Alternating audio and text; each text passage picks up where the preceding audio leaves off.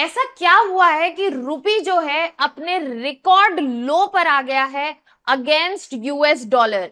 अभी जो हमारे ग्लोबल फैक्टर्स और इंटरनल फैक्टर्स हैं उनकी वजह से ये देखा गया है कि रुपी जो है अपने डिक्लाइनेस लो पे आ चुका है। और आज इस सेशन में हम इसी के बारे में बात करने वाले हैं कि ऐसा क्या चल रहा है हमारी ग्लोबल और इंडियन इकोनॉमी में कि रुपी अगेंस्ट डॉलर हिट कर चुका है 85 रुपीज पर अगेंस्ट $1 का मार्क।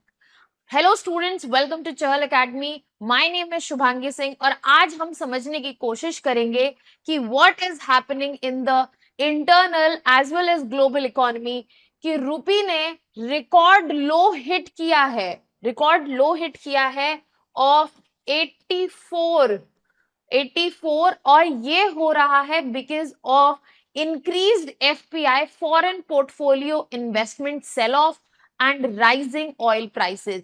इसको हम डिटेल में समझेंगे और हम जानेंगे इसके पीछे क्या फैक्टर्स हैं, इससे क्या सिचुएशन क्रिएट हो सकती है और हमें इसको एड्रेस करने के लिए क्या करने की जरूरत है। So coming back to a topic, Indian rupee ने एक हिस्टोरिक लो हिट किया है 84 रुपीज पर डॉलर का मार्क और ये पहली बार देखने को मिला है। इंट्राडे में अगर हम बात करें as per the market forces, पहली बार यहां पर 84.10 आया है rupees against US dollar.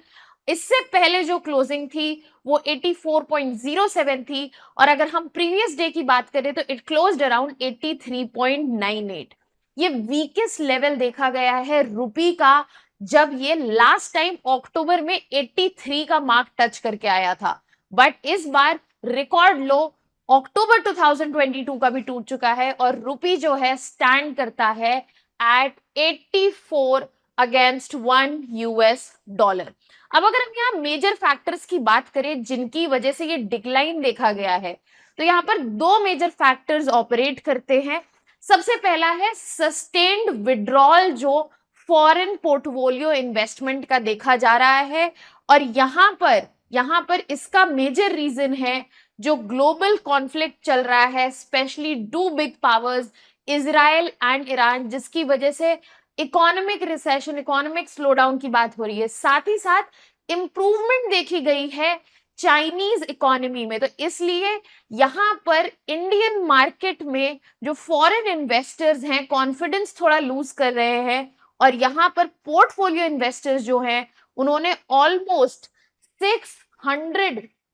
6 billion US dollars Indian stocks जो हैं वो सेल आउट कर दिए हैं और साथ ही साथ 125 मिलियन यूएस डॉलर्स जो हैं विड्रॉ किए हैं इंडिया की डेट मार्केट से। ये बेसिकली डायरेक्टली ये दर्शाता है कि कॉन्फिडेंस जो है इन्वेस्टर्स का वो इंडियन मार्केट में डिक्लाइन हुआ है। बट इसके फैक्टर्स जैसा कि मैंने स्टार्टिंग में ही कहा कि मल्टीपल है। साथ यहाँ पर हमें ये समझना होगा कि इस वक्त ग्लोब में हमारे पूरे across the globe multiple issues चल रहे हैं, चाहे हम रशिया यूक्रेन की बात करें, इजराइल पैलेस्टीन की बात करें, ईरान की एंट्री बात करें इस कॉन्फ्लिक्ट में। तो यहाँ पर जो है एक क्योस मचा हुआ है और इस क्योस की वजह से कॉन्फिडेंस जो ओवरऑल ग्लोबल इकोनॉमी में होना चाहिए वो नहीं देखने को मिल रहा है। सिमिलरली इस क्योस की वजह से, the ongoing conflict and Wars की वजह से एक इकोनॉमिक स्लो डाउन भी एक्सपेक्टेड है जिसकी वजह से ये कॉन्फिडेंस लूज करता हुआ देखा गया है। एंड रीसेंट नंबर्स के हिसाब से चाइनीज इकोनॉमी जो है थोड़ा बेहतर परफॉर्म करने लगी है, इस वजह से चाइनीज मार्केट की तरफ भी रुझान है। इस वजह से यहां पर ये जो अनसर्टेनिटीज दिखने को मिली हैं उसकी वजह से ये जो डिक्लाइन हमने देखा है फॉरेन इन्वेस्टर्स का इंडियन मार्केट में, और इस वजह से बहुत ज्यादा सस्टेन्ड सेलिंग हुई है फॉरेन पोर्टफोलियो इन्वेस्टर्स के द्वारा, जिसकी वजह से एक वीक पोजीशन में रह गया रुपीज। हमारी करेंसी जो है एक वीक पोजीशन में रह गई और फर्दर ड्रॉप हुई अपने लोएस्ट मार्क से। उसके अलावा एक और इशू है यहाँ पे, जो क्रूड ऑयल के प्राइसेस हैं, बिकॉज जो मिडिल ईस्ट एशिया में टेंशन जो बढ़ती हुई दिख रही हैं उसका डायरेक्ट असर पड़ा है क्रूड ऑयल प्राइसेस पे, और क्रूड ऑयल प्राइसेस के जो बढ़त हुई है उसका एक भारी इंपैक्ट इंडिया झेलते हैं, क्योंकि इंडिया जो है अपने ऑयल रिक्वायरमेंट्स जो है उसका 80% इंपोर्ट करती है। इसीलिए छोटा सा भी फ्लक्चुएशन जो ऑयल प्राइसेस में देखा जाता है वो इंडिया के इंपोर्ट बिल को बहुत बड़ी तरीके से इफेक्ट करता है। और जब जब इंपोर्ट बिल बढ़ेगा, जब इंपोर्ट बिल बढ़ेगा, यहाँ पर कॉस्ट ऑफ इंपोर्टिंग बढ़ेगी, और यहाँ से इंडिया का जो ट्रेड बैलेंस है वो खराब होगा। जब ट्रेड बैलेंस खराब होगा तो करेंसी पर इफेक्ट देखने को मिलेगा और करेंसी वीक होगी। तो इन दोनों कंबाइंड फैक्टर्स की वजह से यहाँ पर हमें देखने को मिला कि रुपी जो है अपने रिकॉर्ड लो पॉइंट पर गया है ऑफ 84 रुपीज अगेंस्ट $1। अब हमें इसका इम्प्लीकेशन क्या देखने को मिलेगा, इससे इंपैक्ट क्या आएगा, इससे क्या दिक्कत हो सकती है, क्या सिचुएशन बेटर हो सकती है, अब हम उस बारे में समझेंगे। सबसे पहला हमें एक प्रॉब्लम होने वाली है कि जो इंपोर्ट कॉस्ट है वो डेफिनेटली बढ़ जाएगा। जैसे ही करेंसी वीक होगी इंपोर्ट कॉस्ट जो है बढ़ेंगे। एक वीक रुपी, हमारी जब डोमेस्टिक करेंसी वीक होती है उसकी वजह से इंपोर्ट्स जो हैं वो एक्सपेंसिव हो जाते हैं। पहले जब लेट्स से आप $10 का कुछ मंगवा रहे थे तो वो आपको 830 का पड़ रहा था, अब वही सामान आप $10 में मंगवा रहे हैं तो आपको 840 का पड़ रहा है, आपको ज्यादा रुपीस देने पड़ रहे हैं वो सामान खरीदने के लिए। इस वजह से ओवरऑल हायर इंपोर्ट बिल आपको देखने का मिलेगा। साथ ही साथ ये जो इंपोर्ट कॉस्ट बढ़ेगा उससे होगा प्राइस राइज, और प्राइस राइज मींस इन्फ्लेशन, जिसकी वजह से जो कंज्यूमर्स की परचेजिंग पावर है वो कम हो जाएगी और उनका कॉस्ट ऑफ लिविंग जो है बढ़ जाएगा, कॉस्ट ऑफ लिविंग जो है बढ़ जाएगा। यहाँ पर हमें इफेक्ट देखने को मिलेगा इन्फ्लेशन पर, और इन्फ्लेशन से परचेजिंग पावर और कॉस्ट ऑफ लिविंग पर भी हमें इफेक्ट देखने को मिलेगा। इसके अलावा अगर इंडस्ट्रीज की बात करें तो इंडस्ट्रीज जो इंपोर्ट करती हैं अपना रॉ मटेरियल जैसे कि मशीनरी, इलेक्ट्रॉनिक, केमिकल्स, उनको भी अपने प्रोडक्शन कॉस्ट में बढ़ोतरी दिखेगी। प्रोडक्शन कॉस्ट जहां पे भी वो इंपोर्ट कर रहे हैं क्योंकि रुपी वीक हुआ है उनका भी इंपोर्ट बढ़ेगा, और इसकी वजह से इंडस्ट्रीज का जो प्रॉफिट मार्जिन है वो इफेक्ट होते हुए दिखेगा। साथ ही साथ डेट सर्विसिंग इश्यूज आते हुए दिखेंगे। जो भी कंपनी या फिर हमारी गवर्नमेंट, सेंट्रल और स्टेट, जहां पर भी फॉरेन करेंसी डिनोमिनेटेड डेट लिया हुआ है, चाहे वो कंपनी हो चाहे वो गवर्नमेंट हो, अगर उन्होंने फॉरेन करेंसी में डिनोमिनेटेड लोन लिया हुआ है, डेट लिया हुआ है, एक कमजोर करेंसी, एक वीकर रुपी जो है, जो बर्डन है रीपेमेंट का वो बढ़ा देता है, और इस वजह से फाइनेंशियल स्ट्रेस में भी हमें इंक्रीज देखने को मिलेगा। यहाँ पर डेट सर्विसिंग इश्यूज भी हमें देखने को मिलेंगे। उसके अलावा यहाँ पर एक छोटा सा सिल्वर लाइनिंग है, वो ये है कि जो बेनिफिट है वो एक्सपोर्टर को मिल सकता है। जब वीक रुपी होगा तो इंडियन गुड्स जो होंगे वो एक कॉम्पिटिटिव प्राइस पर अवेलेबल होंगे ग्लोबल मार्केट में, जिसकी वजह से एक्सपोर्ट्स जो हैं वो यहाँ पर बूस्ट करेंगे। अब ये कैसे हो सकता है, ये कैसे पॉसिबल है? तो पहले जो $1 था, let's say it was for 80 rupees, अब जो $1 है वो 84 रुपीज का है, राइट? पहले आपको जो $1 पे जितना सामान मिलता था, राइट, अभी भी उस $1 में आपको ज्यादा सामान मिलेगा। तो यहाँ पर एक्सपोर्ट्स जो है उनको कंपैरेटिव एडवांटेज देखने को मिलेगा। इसका हम एक सिंपल एग्जांपल लेके समझते हैं। लेट्स से $1 जो है हाइपोथेटिकली 40 रुपए का था पहले, अब जो है $1 हाइपोथेटिकली 84 रुपीज का हो गया है। और ऐसा कोई गुड है जो 1 यूनिट 40 रुपए का आता है, तो वहां पर $1 में पहले सिर्फ 1 यूनिट जा रहा था, अब क्योंकि यहाँ रुपी वीक हो गया है $1 में 2 यूनिट जा सकते हैं।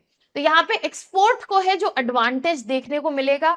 साथ ही साथ यहाँ पर रिजर्व बैंक ऑफ इंडिया पर प्रेशर बढ़ेगा। यहाँ पर आरबीआई को, क्योंकि इंडिया में फ्लोटिंग एक्सचेंज रेट में मैनेज्ड फ्लोटिंग एक्सचेंज रेट, जिसको डर्टी फ्लोटिंग भी कहते हैं, वो प्रैक्टिस किया जाता है। रिजर्व बैंक ऑफ इंडिया ऐसी एक्सट्रीम सिचुएशन में इंटरवेन करता है करेंसी मार्केट में स्टेबलाइज करने के लिए डोमेस्टिक करेंसी जो कि रुपी है हमारा उसको। अब इस वजह से यहां पर स्टेबलाइज करने के लिए आरबीआई को यूएस डॉलर्स जो हैं सेल करने पड़ेंगे अपने रिजर्व से, जिससे आरबीआई के रिजर्व्स में डिप देखने को मिलेगा। उसके अलावा यहां पर हमें क्लियरली दिख रहा है कि डिक्लाइनिंग रुपी जो है वो एक अच्छा साइन नहीं है।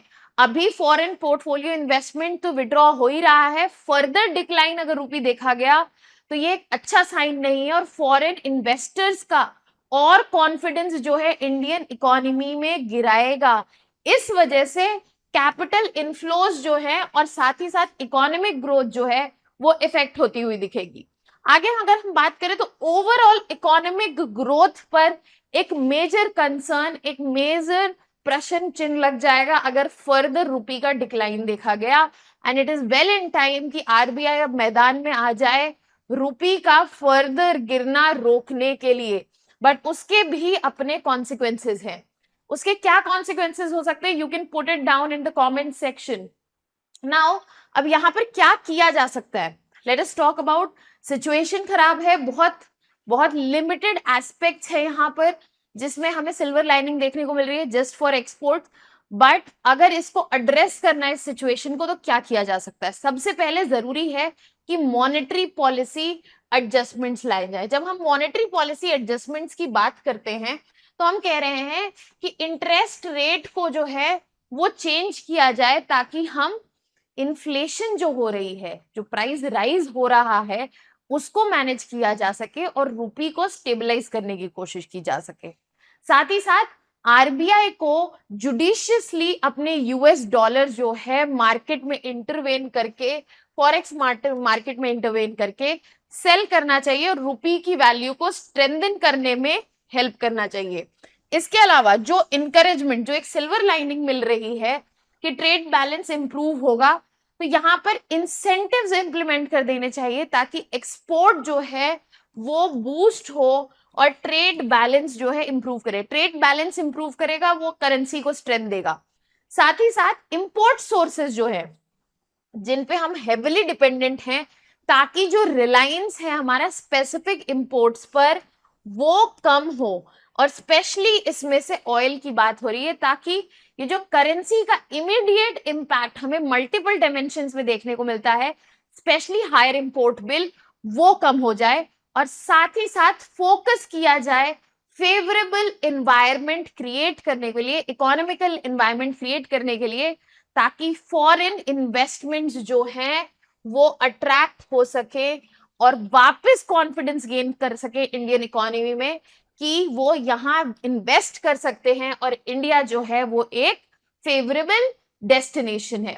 With this we have completed the topic. I have also given a prelims practice question here. ऐसे क्वेश्चन अक्सर आपके एग्जाम में देखे जाते हैं और ऐसे कॉन्सेप्ट्स की अंडरस्टैंडिंग बहुत ही फंडामेंटल और इंपॉर्टेंट है आपके एग्जाम के पर्सपेक्टिव से। तो आइए इस क्वेश्चन को देखते हैं। The question says, consider the following statements regarding the decline of Indian rupee. First statement, a weaker rupee makes import more expensive, particularly for essential commodities. जैसा कि हमने पढ़ा है उस हिसाब से ये स्टेटमेंट सही है। Second statement, the depreciation of the rupee has no significant impact on inflation rate. ये स्टेटमेंट गलत है क्योंकि अभी हमने पढ़ा है कि इन्फ्लेशन रेट पे जो है इम्पैक्ट होता है। And last statement, a declining rupee can benefit exporters, yes, by making Indian goods more competitively priced in global markets. Yes, this statement is correct. तो यहाँ पे फर्स्ट और थर्ड स्टेटमेंट करेक्ट है। यहाँ पर आंसर हो जाता है 1 and 3। आई होप आपको इस पर्टिकुलर टॉपिक पे काफी क्लैरिटी मिली हो। ऐसी और वीडियोस देखने के लिए और कंटेंट समझने के लिए you can subscribe to our YouTube channel. Also, please like, share and subscribe. That was all from my side. Thank you so much.